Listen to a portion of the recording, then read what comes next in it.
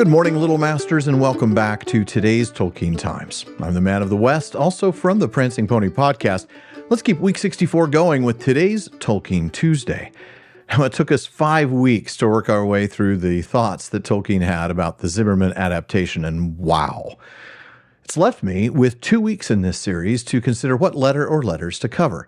Now, in previous seasons, I focused solely on the newer letters in this revised edition, but I changed that this time around so that we could thoroughly enjoy letter 210.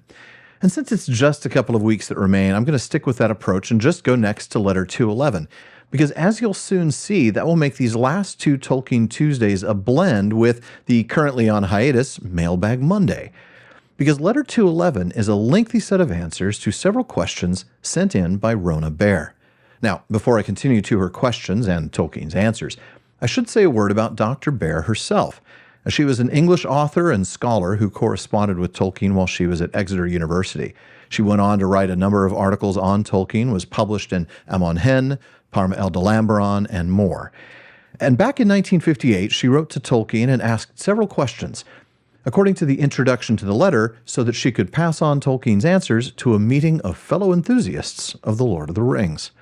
Imagine being in a Tolkien smile these days and just popping a letter in the post to the professor and having him get back to you. I can't conceive of how lucky these people must have felt, and actually were, because they were able to get answers directly from him. That's amazing. Now, she asked 6 questions, and I know that we're not going to be able to get to all of them today, but we'll start, see how far we get. The first question she asked had to do with the invocation of Elbereth that Sam spoke in The Choices of Master Samwise, and that Frodo spoke in Shelobb's Lair, and why Sam used O Elbereth while Frodo used A Elbereth. Now, Tolkien initially apologizes for how long it took him to get back to her, and then explaining that he doesn't know all the answers, that a lot of his own book puzzles him, and that since so much of it was written so long ago, reading it now is as if it were from a strange hand. But then he gets down to business. He says, the use of O in Sam's invocation is an error. Mine, in fact, Tolkien adds, before explaining that he took it from the English translation in The Woody End, but since this was in Elvish, it should have the ah, like Frodo used. And he explains that Sam was inspired to make this invocation in a language he did not know, though it is, of course, in the style and meter of the hymn fragment. I think it is composed or inspired for his particular situation. It means, more or less, O Elbereth Starkindler, in the past tense. The title belongs to mythical prehistory and does not refer to a permanent function.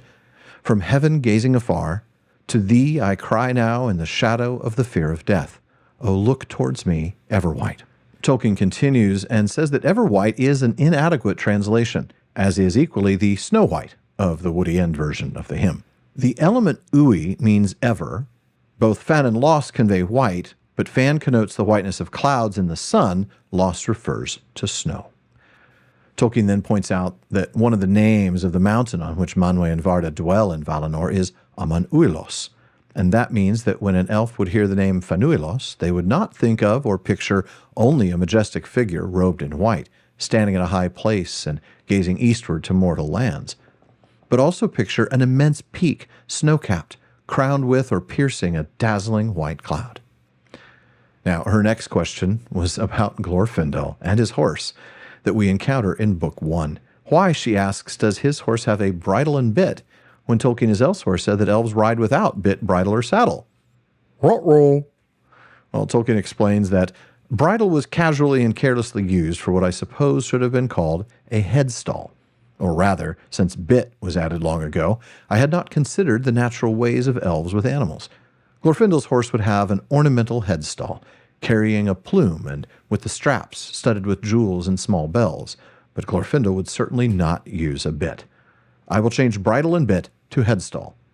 And that's precisely what he did in the second edition of The Lord of the Rings. Now, her next question is a really good one, considering where we are on Silmarillion Saturdays with the recent capture of Sauron by Ar-Pharazôn. How, she asks, could Ar-Pharazôn defeat Sauron when Sauron had the One Ring? Very good question. In fact, it's such a good question that we quoted Tolkien's answer in last week's Silmarillion Saturday, but I want to look at more of that in context.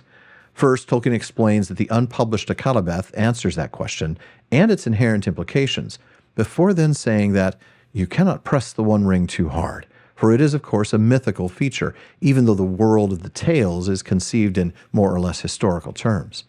The Ring of Sauron is only one of the various mythical treatments of the placing of one's life or power in some external object, which is thus exposed to capture or destruction with disastrous results to oneself. That is, if a person wants to exercise power with some results, it has to be externalized and so passes out of one's direct control. Now, I know that doesn't answer her question, but it sure helps us understand the use of the One Ring. But then he answers Dr. Bear's question, pointing out that Ar-Pharazôn didn't defeat Sauron himself, but rather conquered or terrified Sauron's subjects. He adds, as we pointed out last Saturday, that Sauron's personal surrender, I love how he puts air quotes in there in the letter, was voluntary and cunning. He got free transport to Numenor.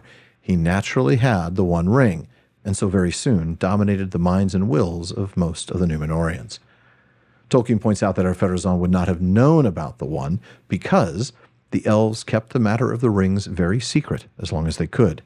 And in any case, Ar-Pharazôn was not in communication with them, the result of the shadow falling on Numenor, the rejection of the elves' friendship, and, as Tolkien puts it, of the theological teaching the Numenorians had received from them.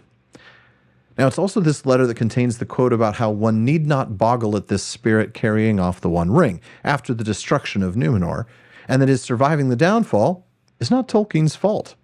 The problem of evil, Tolkien says, and its apparent toleration, is a permanent one for all who concern themselves with our world. Now, even though he's gone well beyond answering the scope of her original question, he continues, explaining that because Sauron was reduced to a spirit of hatred born on a dark wind, he was diminished and needed time to gain back power and control over his servants. Thankfully, he was attacked by Gil-galad and Elendil before his new domination was fully established. So, she asked 6 questions, and we've gotten through 3 of them so far. Looking good for next week. For now, though, this wraps up this week's Tolkien Tuesday. Be sure to join me again next week for more Letters from Tolkien as we spend some more time with the professor in his extended Q&A. In the meantime, please visit patreon.com/TolkienTimes to learn how you can join the Content Council and be a part of deciding what I talk about each series.